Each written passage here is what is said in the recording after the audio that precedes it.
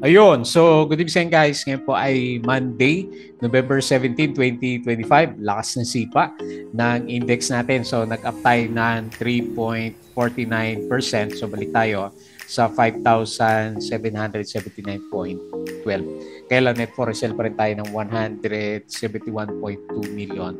So medyo lumabas pa rin ng konti mga foreigners. Siguro ng profit taking kasi medyo malakas nga yung galawan natin. Binawi natin yung more than 2% na drop nung Friday sa trading natin. So dahil dyan, karamihan ng mga gumalaw sa atin is 3% ba naman, no? Yung mga blue chips. So yung mga nakita natin, mga 8% yung mga galaw nila. Sina Metrobank, 3%, ICT, 3%, Ayala 3%, BPI, laki 6%, BDO 5%, SMPH 7%. Ayan. So, panahon na yata ng blue chips para sa recovery ng markets natin. Kaya hindi, yun nga, hindi pa rin tayo masyadong kampante kasi wala pa rin namang masyadong foreigners na pumapasok sa market natin. Okay? So, nawala na yung epekto ng video ni Saldico. Dinawit si ano, di ba, si BBM. So, tignan na lang natin for the coming few days. Hopefully, masustain natin yung malakas na bounce. Sayang naman kung hindi makarecover yung index natin dito sa bounce na to. Okay? So sa global markets, mukhang mabawi din si USA.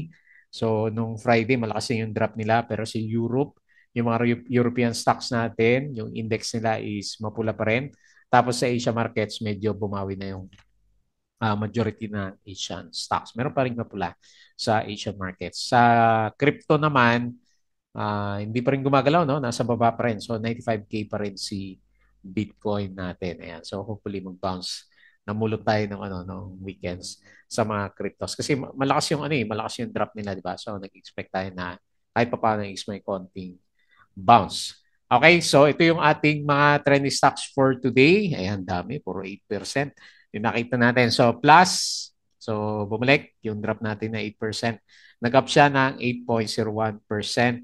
And meron siyang 37.04 million net foreign buy siya. Tapos si SMPH, nag-up din siya ng 7.63%. And then meron siyang, ilan ba to? 60.7 million net foreign buy kahit pa paano.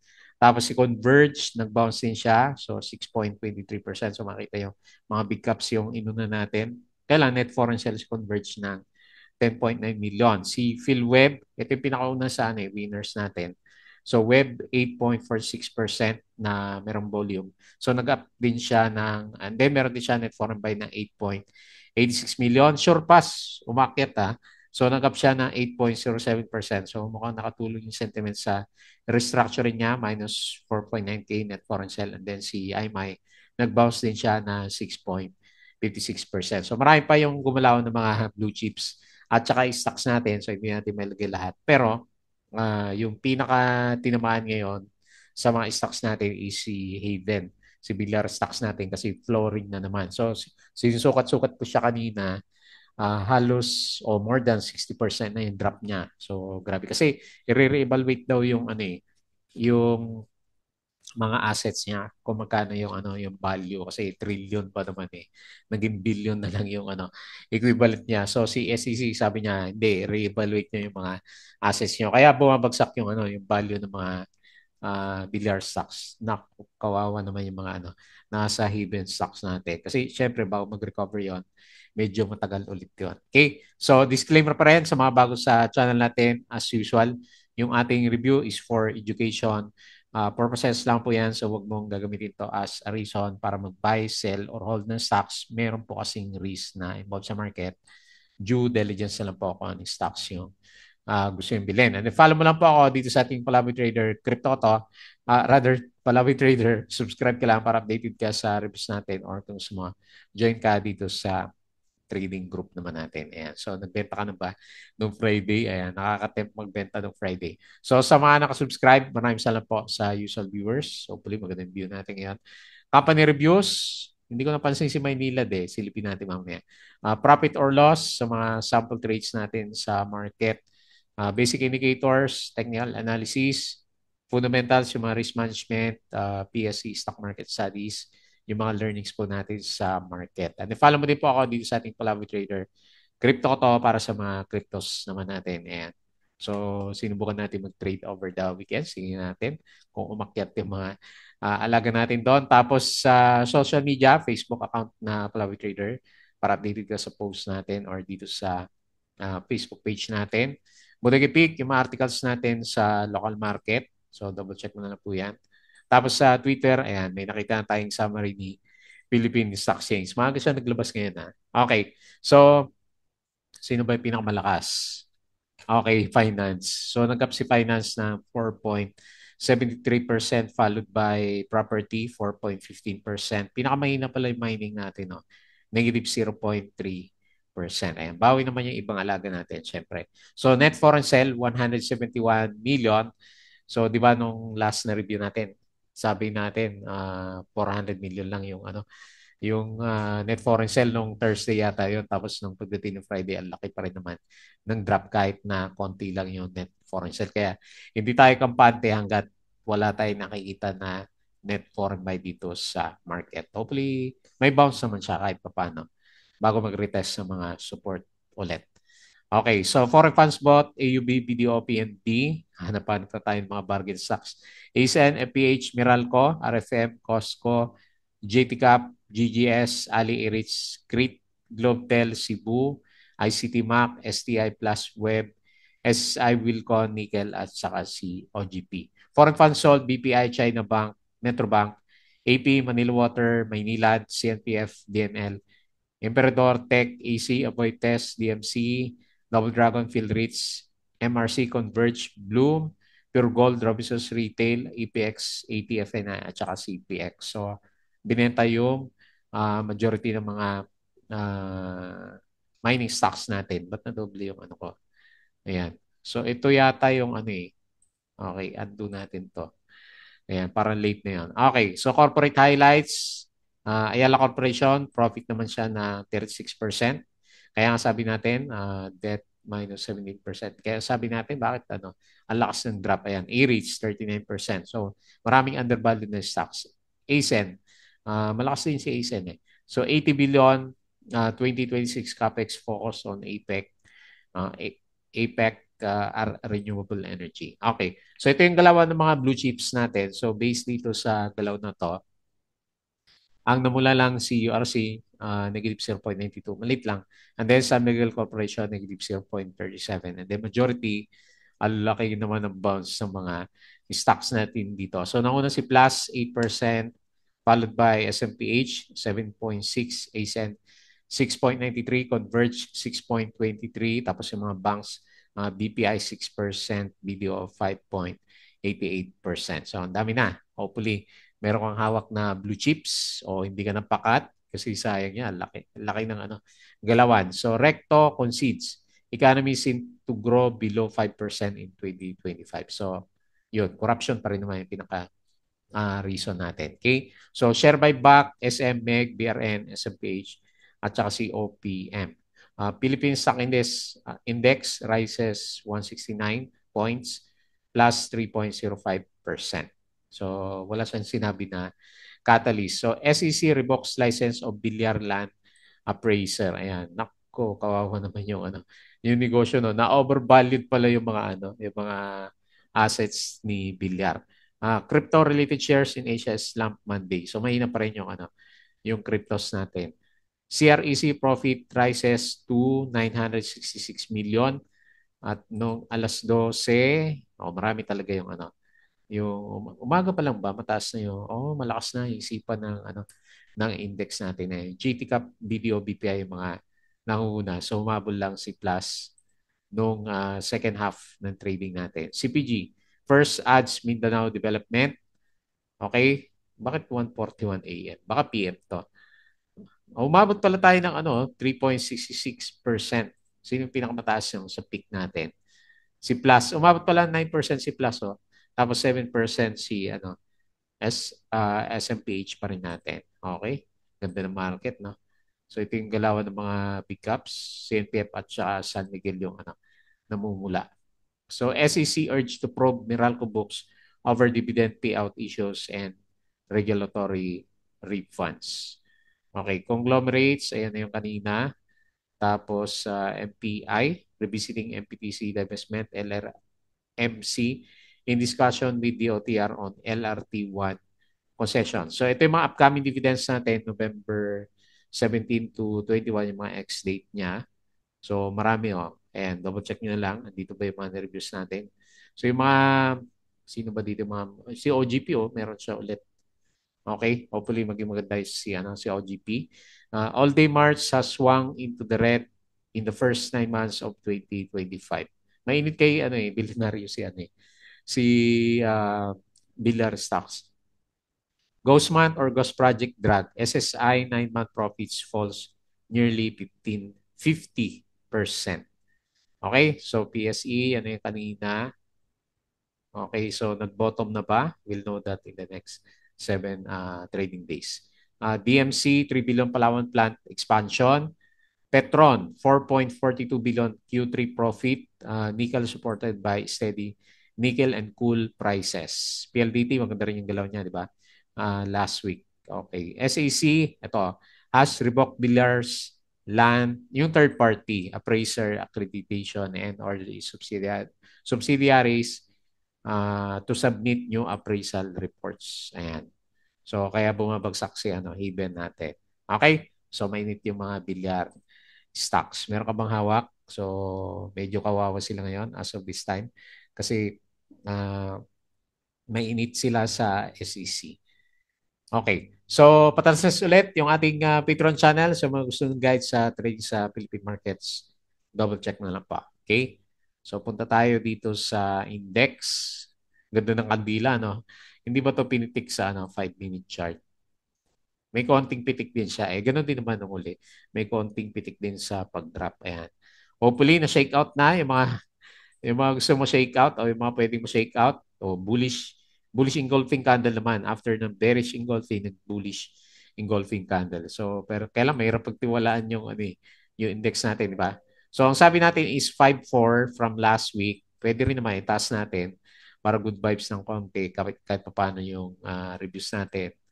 Pero downtrend pa rin syempre yung pinaka-overall picture. So maganda sa kanya, medyo sumampa siya ng konti. Ayan dito sa MA9. Hopefully, for the week is makabalik tayo sa ibabaw na MA20, then meron tayong konting rally. Hopefully, magkaroon naman yung tinatawag natin na Christmas rally sa market natin. So, hindi pa rin nakakabawi yung galawan ng RSI natin. Nasa below 50. And nagtatry mag-recover yung itsura ng pinaka-MACD formation natin. So, nagtatry na mag-curve yung kanya pinaka-main na direction. Okay? So 5,779.12, 3.49% up, and meron tayong 171 million net foreign sell. Ayan, halos berde lahat ng mga blue chips natin, di ba? Konti lang dalawa lang yata yung namula for today's trading natin. Okay? So punta tayo sa mga winners. Nung una yung mga volume, BRN, pinipitik pala si BRN. 11%. Si Web, 8.46. Ayan, nag-bounce ulit siya. Tapos si X, may volume din siya kahit papaano. Ganda ng galaw niya. Breakout si X. Sukatin natin. Tapos si Plus, 8%. Yung alaga natin. Ayan, buhay ulit. Tapos si ASEN, 6%. Nagtatry mag-breakout si ASEN. Kailan pangit pa rin yung earnings niya. Tapos, Converge, ito hindi makarecover. 6.23%. BPI, 6%. BDO, 5.88. Dami, no? JTCAP, 5.49. Mababa din yung earnings niya. Apollo, pati si Apollo, 5.41%. Ito, galit na galit naman yung market ngayon. So, 4.63 si AGI, Jollibee, 4.4. BLL ba? Nag-bounce si BLL. 4.3 kaya lang. Walang volume. Metrobank 3.95, nickel 3.91%, and sino pa? AP 3.75%. Okay? So ang dami nag-bounce. So ang tinamaan dito, Villar Stocks, saan ba si Haven? Ayan, so flooring ulit si Haven natin. Laki na ang drop nito. Sinusukat ko kanina to 60% yung nakita ko sa kanya Ayan 65%. Kung sumalo ka ng Friday, ayan, flooring tayo. 29.93% drop. Tapos, Yung may volume na lang hanapin ko. So wala. Mega wide, minus 4%. Kinakain na niya yung gains niya. Oh. So papunta rin siya sa upper sold condition. Tapos si EI, minus 3%. Si APX. So laglag pala yung mga mining stocks, minus 2.75. Tapos si DNL, minus 1.32. MRC, minus 1%. Okay, so Havel lang talaga yung ano, tinamaan sa mga may volume na stocks natin. Okay? So no choice yung mga naiwan doon kundi magantay ng bounce. Okay, so silip tayo dito sa global markets. Mukhang mix yung galawan mamaya. So base dito, S&P futures is 0.26. Nasdaq futures 0.49 pero si Dow futures negative 0.04%. Okay? So European stocks laglag. Tapos dito sa Asian market, marami yung nag-bounce sa mga Asian stocks natin. Okay? So tingin tayo sa crypto. Nawala yung ano ko. Ayan. So, mapula pa rin, no? 95K. So, hindi gumalaw si Bitcoin over the weekend. So, the rest, mapula pa rin siya. So, Bitcoin, 95K. Ethereum, 3.19. XRP, 2.2. BNB, 933. Sol, 141. At saka si Dodge, 0.16. Ano bang catalyst ng ano? Crypto? Wala, no? So naglaglagan lang sila dahil doon sa ano negative sentiment sa US market. Parang hindi pa rin tapos yung ano yung government shutdown po nila. Okay? So balik tayo dito sa index, pag-usapan natin yung trending stocks natin. Okay, so unahin ulit natin si Plus. Kala ko katapusan na yung Plus last week kasi laki na drop niya last week. Ayan, so bumawi ulit si Plus natin. So on the way tayo kung kailan ma-break pala itong ano, MA100 sa 27.43. So hindi tayo makakabalik sa 30 pesos level natin kung hindi siya makalampas dito sa MA100. Naging malakas na resistance niya. So tignan natin bukas.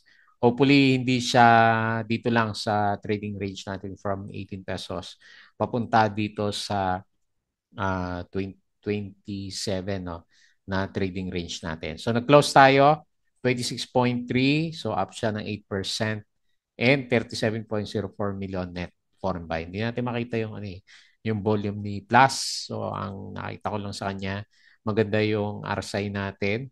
So, nag-steady siya above ng nag-bounce siya malapit dito sa RSI 50 level. Ayan. Hopefully, masustain natin yung, ano, yung bullishness ng RSI. So, slowly, ayan, nagre-recover din yung itsura ng MACD formation natin. And di na nakabawi itong ano, alaga natin na to. Ang tagal na dito sa ilalim, no? Since July pa.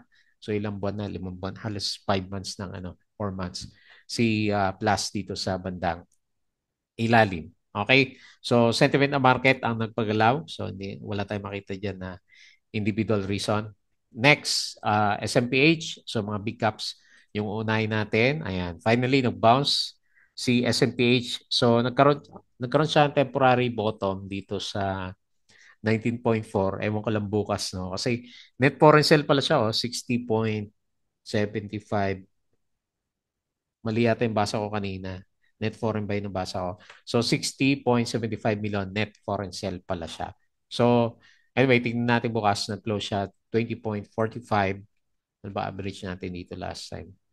Mga 20s, no? So, 7.63% up yung galawan. So, support na lang muna. May lalagay ko sa kanya kasi nasa bear side pa rin naman yung itsura ng indicators natin. Yung RSI, pababa pa rin. Pababa pa rin din yung itsura ng MACD formation natin. So, remains to be seen kung makaka-recover tayo for the short term. Ang laki ng ano ang laki ng aakyatin pa, more than 10% pa si SMPH. Okay? So, very good. Kahit papaano, trend chart, meron ba? Nag-break siya kasi dito. So, hindi pa siya nakaka-recover. Ayan. So, abangan na lang natin. Tapos, next, si Converge. Naantay ko din makarecover to eh. So, di ba nagkaroon siya malalakas na drop last time. So, yung earnings niya is okay naman. Ayan. So, lalim din ng drop nitong si ano, converge natin. Ayan. So, sideways pa rin, overall picture. So, meron siyang maliit na trading channel from dito sa 12.15 hanggang dito sa 13.5 dito sa candle natin na to. Okay, so malalaman natin for the coming few days kasi parang kada yung itsura ng indicators natin.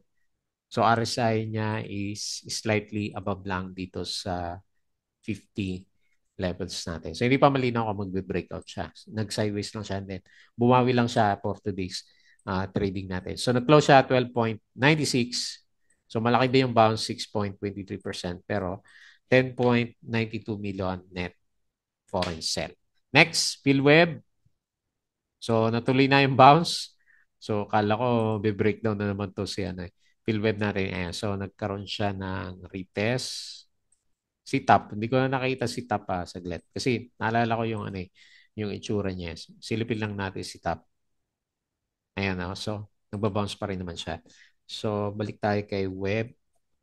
So malakas kasi yung bounce ng Web. So 8.46%. So bumawi na siya doon sa drop niya ng Friday. Net foreign buy 8.87 million. Kumanda rin yung ano niya yung itsura ng RSI niya. So nagre-recover siya and then ayan, medyo malinaw yung recovery ng MACD formation natin. Pero yung earnings niya lugi pa rin naman siya. So price action lang yung galawan na to ni PhilWeb. So merong bumobomba. Next. So parehas din siguro ng isa nito. May bumobomba din. Si Shorepass natin. So laki din ng galaw niya. Ayun 30%. Nakabawi na siya. Simula dito sa previous peak, hopefully makawala na yung mga naiwan dyan. So, ang next target niya, kasi breakout siya, is dito sa 0.2987. Pero baka magpahinga muna to kasi oversold, rather overbought yung RSI natin. So, wala din man siyang earnings. More on restructuring yung bakit siya pinag-uusapan ngayon. So, nag-close siya 0.24. Malaki yung malaki din ang range na yan. Ayan, So, more than 20%. So, up siya 8.07%. Kailan baka profit taking muna to bago marangkada. Negative 4.94K net foreign sell. And then lastly, si IMI. Ayan, puro bounce yung mga alaga natin. So, based dito sa galawan ni IMI, nag-recover siya. Laki din ang kandila niya, no? So, tingnan natin kung okay, hindi naman siya pinitik, no? Naka-recover na siya kaagad. And then, nag-steady siya. So, based dito sa galaw, breakout ulit siya dito sa previous na resistance area natin. Lumalaban si no? Si IMI. So, ito na lang sundan kong guide sa kanya. Medyo parabolic yung galaw niya. Yung pagka-uptrend ng price action natin. So, hindi pa siya overbought. So, baka gumalaw pa kahit pa paano. Tapos, bullish din yung niya, MACD formation. Ayan. Pero ito, lampas na to sa target namin. Ayan. So, anyway, congrats kung meron kayong IMI kung na-hold nyo pa. So, nag-close siya 2.76 as resistance. Hanapin natin So, breakout, meron siya malapit dito sa 3. So, 6.56% up, 128K net foreign buy and bullish din yung itsura ng MACD formation natin. Okay? So, pakiramdam natin parang bargain hunting lang yung ginawa for today's trading natin. Kasi maraming oversold na stocks nga from last Friday. Ayan. So, hopefully, meron na makasuhan nga. Tagal Meron nang makasuhan doon sa corruption scandal sa flood control. Ayan, para gumanda yung galaw ng market. Inaantay siguro niya yung mga good catalyst na yun bago siya magkaroon ng uptrend. Kasi ngayon downtrend pa rin yung pinaka-itsura ng index natin. Pero at least may sign of relief yung galawan ngayon. Kasi lalaki ng rebound. Ayan, bumawi ulit yung mga alaga natin. Okay po. So yun na lang muna yung ating review. As usual, bago tayo mag-close, please don't forget to subscribe dito sa channel natin or kung gusto mo join ka sa community. Tapos sa Crypto ko to, follow mo na lang Facebook account, Facebook page, Bodega Peak, Twitter, and Patreon sa mga gusto na guide. Sali lang po kayo dito. Okay? So yun lang. Maraming salamat po. Very good Monday. Green Monday tayo.